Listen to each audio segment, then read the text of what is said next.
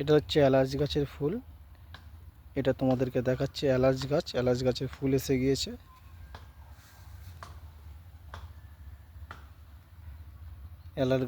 এলাচ গাছের ফুল থেকে দেখুন ফল ধরতে শুরু হয়ে গিয়েছে। এটা হচ্ছে ফল ধরেছে অলরেডি, এটাই ধরে নিয়েছে, মানে আস্তে আস্তে ধরা শুরু করেছে এলাচ গাছটার ফুল।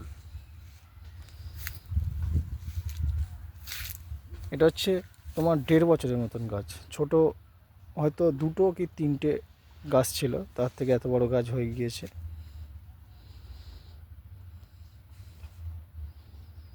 আস্তে আস্তে ফুল ধরা শুরু হয়েছে, সবে দেখতে পেলাম ফুল ধরছে।